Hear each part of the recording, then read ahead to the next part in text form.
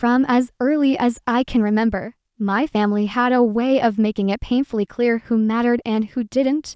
My siblings' birthdays were grand affairs, with extravagant gifts, surprise trips, and praise that seemed endless. Every achievement of theirs was celebrated loudly, posted on social media, and gushed over by relatives who treated them like the crown jewels of the family. Meanwhile, I watched from the sidelines as my own efforts, my children's small victories, even simple milestones, were met with a shrug, a passing "that's nice," or worse, complete silence. It wasn't subtle, it was deliberate. I remember the holidays, walking into rooms filled with laughter directed at them, tables heaped with gifts for them, and my children clutching handmade presents they had made, only to be met with polite disinterest. The resentment built quietly but relentlessly. I would try to shield my kids, explain that love isn't measured in presents, but every glance, every comment, reinforced the cruel hierarchy. It wasn't just favoritism, it was a constant, cutting reminder that no matter what we did, we were outsiders in the eyes of those who were supposed to be family. And over the years, that sting embedded itself in my chest, a quiet, aching fire that would shape every thought of justice, every secret plan, and every day I quietly vowed that one day, the scales would tip. Every day felt like a lesson in being invisible. My children would beam with excitement over small accomplishments, perfect grades, school awards, even minor talents they were proud of, and yet, whenever family gatherings came round, their enthusiasm was met with a dismissive wave or a "that's nice, sweetie" that barely masked disinterest. At birthdays, they were told to wait for scraps while my siblings received the newest gadgets, designer clothes, or expensive trips. At dinners, their voices were drowned out in conversations that mattered only to the privileged, and their questions were brushed aside as if their curiosity were a nuisance. I would watch them try to insert themselves into games or stories, their eyes lighting up, only to be ignored or gently steered away. It broke me every time, and yet I had to stay composed, forcing smiles while my chest tightened with anger and sadness. The injustice wasn't just toward me, it was toward my children, and every slight built a quiet determination inside me. They deserve more than leftovers, more than the crumbs of attention and validation. But the family hierarchy was rigid, and every ignored laugh, every unseen tear reminded us of our place. The audience would understand immediately. This wasn't mere neglect, it was a pattern, a constant reminder of who mattered and who didn't. And as I held their tiny hands, whispering that one day the world would see them, I felt the weight of every unfair moment settle deeper, preparing the ground for the reckoning that was slowly coming. There were countless nights I lay awake, replaying every effort I had made for my family, wondering why it seemed to vanish into the ether. I had sacrificed promotions to care for aging relatives, spent sleepless nights nursing siblings through illnesses, and poured my energy into maintaining traditions and holidays that no one appreciated. My contributions were never acknowledged. No thank you notes, no praise, not even a fleeting glance of recognition. I remember quietly paying for repairs, organizing events, and making sure my nieces and nephews were comfortable, all while my own children watched from the corners of rooms where they were barely included. Yet, beneath the frustration and exhaustion, I began to notice patterns, the arrogance of entitlement, the predictable ways favoritism manifested, the blind spots of those who believed themselves untouchable. I realized that anger alone would get me nowhere. Patience, observation, and careful planning were the only paths to justice. In the quiet of my kitchen, or late at night by the window, I started imagining how small, deliberate moves could shift power in ways they never expected. This wasn't about revenge yet, it was about understanding the terrain, studying their weaknesses, and quietly preparing. Every slight, every dismissive gesture became a mental note, a puzzle piece in a plan that only I could see forming. And with that, the seeds of strategy and patience began to take root, hidden beneath layers of sacrifice and quiet suffering. Every time my siblings gathered with friends or hosted events, it was impossible not to feel the weight of their arrogance. They would casually drop names of high-profile acquaintances, flaunt expensive vacations, and display luxury items as if the world existed solely to admire them. Invitations to exclusive parties, yacht trips, or gala dinners were waved around with sly amusement, knowing full well that my children and I were expected to remain on the outside. I could hear them laughing, recounting stories of privilege, the kind of effortless dominance that made others, like us, feel small, invisible, and left behind. The contrast between their world and ours was a chasm. My kids' homemade gifts versus their designer presents, our modest dinners versus their lavish banquets, every boast, every display of wealth, every careless remark about keeping up appearances planted a seed of longing and frustration. Yet beneath the sting, a part of me began to see the cracks hints of insecurity masked by their arrogance, patterns of overconfidence that could be leveraged. The tension was unbearable, a mixture of envy, fear, and the painful realization that my children were learning early that the world valued status over heart. It was infuriating, but also illuminating, sharpening my resolve and making me more determined to find a way to turn their arrogance against them. It happened at a family brunch that was supposed to celebrate my youngest's school achievement. My children arrived beaming, holding their carefully wrapped projects, hearts full of pride, only to be met with the same dismissive sneers and glances I had grown accustomed to. My eldest tried to share a story about a science fair win, but my brother cut in, laughing, "That's cute, but not really important, is it?" My sister chimed in, rolling her eyes, turning the conversation toward their own expensive vacations and career accomplishments. My children's smiles faltered, their excitement evaporating in the face of blatant disregard.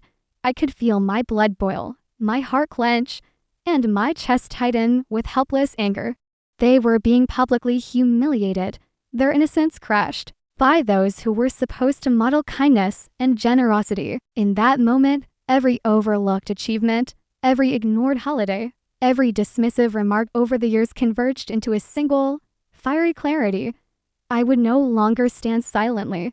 The injustice wasn't just painful, it was unacceptable. My resolve crystallized, a quiet but unyielding determination that this pattern would end from that instant. I knew the path forward wouldn't be about pleading for acknowledgement, it would be about reclaiming dignity, not just for me, but for my children. And as I took a deep breath to calm the immediate storm of anger, I started plotting, in silence, the way I would turn this humiliation into the catalyst for change. After the brunch incident, I retreated into quiet observation, determined not to let impulsive anger ruin my chance for real justice. I began taking note of every weakness, every predictable habit, and every careless display of arrogance my siblings exhibited, who depended on whom. Which friends and colleagues were swayed by their charm, which legal or financial levers were left unguarded. I quietly reached out to old acquaintances, people who had insight into their businesses, social circles, and spending habits. No one suspected I was paying attention. No one imagined I could turn seemingly insignificant details into tools of leverage. Each phone call, each subtle inquiry, felt like placing another piece on the chessboard. I reviewed their schedules, their predictable hosting patterns. The friends they flaunted their successes to. Every interaction became data. Meanwhile, I coached my children to remain patient, to hold their heads high even as the favoritism continued, quietly planting seeds of confidence that would bloom when the time came. The more I learned, the more the plan crystallized. I wasn't rushing, I was building tension, understanding the terrain, and waiting for the perfect moment. Every slight misstep on their part, every boastful overreach, became an opportunity. By the time they realized what was coming, it would be too late. They wouldn't just be humbled. They would be undone by their own arrogance. It started subtly, almost imperceptibly, like a tremor before an earthquake. Invitations my siblings sent out were occasionally declined, friends whispering about missed payments, or questionable business decisions. Their carefully curated social media posts occasionally faltered, revealing small errors, discrepancies, or embarrassing moments they thought no one would notice. One sibling bragged about an investment, only for it to quietly collapse, leaving murmurs among mutual acquaintances. Another posted a photo flaunting a new car, but an offhand comment revealed it was leased. Not owned, these tiny cracks didn't go unnoticed by me. Every slip, every micro-failure, was a signal that their untouchable Fawade had weaknesses I could exploit. Watching them scramble to maintain appearances while the cracks widen was oddly satisfying, like a storm quietly gathering on the horizon. The children noticed too, sensing a shift in the energy of the family gatherings. Though the humiliations and favoritism continued for now, the imbalance was starting to wobble. Each misstep became a clue, a breadcrumb leading toward the moment when their arrogance would meet its reckoning. And I could finally orchestrate the moment where patience and planning would pay off in full. The invitation arrived with the usual pomp, a grand gala that my siblings had spent months preparing, eager to flaunt their wealth and social clout. Crystal chandeliers, silk drapes, catered menus that could feed an army. It was everything designed to impress, to intimidate, to reinforce their status. My children arrived dressed neatly, excitement in their eyes, hoping perhaps this time they might be seen, even briefly. But, as expected, they were pushed to the edges of the room, given the smallest plates, ignored in conversations, and made to feel like spectators in a world that wasn't meant for them. I kept my composure, letting them absorb the slight, while I observed the crowd, noting the predictability in every handshake, every boastful toast, every stage laugh. And yet, for the first time, I could see opportunity peeking through the glittering veneer. Their reliance on appearances, their need to control perception, created vulnerabilities I had been quietly cataloging for months. As my children sat patiently, overlooked but resilient, I felt a flicker of anticipation ignite. Tonight would mark the beginning of the unraveling. Their carefully curated empire of pride and privilege had cracks just waiting for the right pressure. Every insult, every ignored child, every boastful sip of champagne was part of the setup. The audience would feel the tension, sensing that the tables were about to turn, and that the moment they believed in their untouchability was the very moment it would start to collapse. Everything I had meticulously planned came together in a single, deliberate moment. As the gala reached its peak, with laughter and music echoing through the grand hall, I made my move. It began with a quiet announcement, a subtle reference that drew curious glances, an overdue legal matter, a document that confirmed long-hidden truths, a revelation about an inheritance they assumed would never be questioned. Eyes widened, conversations faltered, and my siblings' confident smirks faltered into forced smiles. I watched as their carefully constructed world began to tremble under the weight of the truth. The details were precise, undeniable, and public. There was no way to charm their way out this time. Friends whispered in shock, some trying to cover the unfolding embarrassment, while others glanced at me with a mix of awe and disbelief. My children, who had endured years of marginalization, looked up at me with a mixture of pride and disbelief,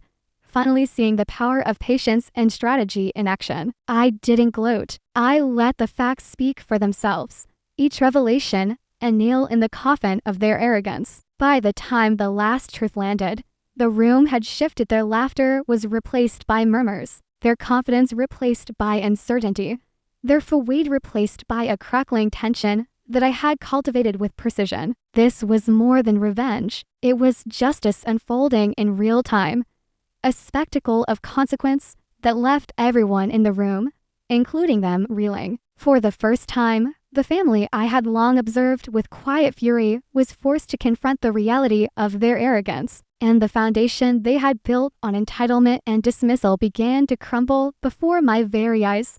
The fallout was immediate and catastrophic, a cascade of reversals that left my siblings scrambling to maintain even a shred of dignity. News of the failed investments I had quietly exposed spread through their social circles, leading to whispered gossip, canceled invitations, and severed business partnerships. One sibling's property deal collapsed publicly, contracts voided by a legal maneuver I had orchestrated months prior, while another discovered that their lavish trust fund was tied up in accounts they couldn't access without proper disclosure, a trap I had quietly set in motion. Social media, once their stage for flaunting success, became a minefield as subtle truths slipped out.